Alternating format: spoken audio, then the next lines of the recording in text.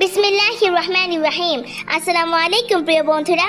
বন্ধু, আপনি কি জানেন জান্নাতে শুধু দুধ, মধু আর পানি নয়, বরং এমন কিছু নদী আছে যেগুলোর ব্যাপারে অনেকেই জানে না। আল্লাহ তাআলা কুরআনে বলেছেন, জান্নাতে থাকবে পানি, দুধ, মদ আর মধুর নদী। সূরা মুহাম্মদ আয়াত 15।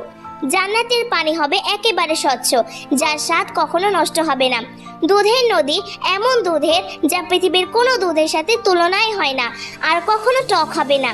মধুর নদী হবে একেবারে বিশুদ্ধ, মৌমাছি ছাড়াই সৃষ্টি। আর মদের নদী, এটা হবে এমন পানীয় যা পান করলে মানুষ মত্ত হবে না, বরং আনন্দ আর সুখে ভরে যাবে।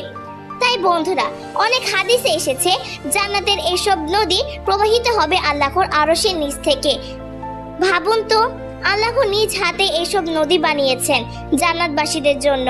দুনিয়ার সামান্য সুখের জন্য আমরা গুনাহ করি, অথচ আমাদের জন্য এমন অশেষ নিয়ামত অপেক্ষা করছে। আসসালামু আলাইকুম ওয়া রাহমাতুল্লাহ।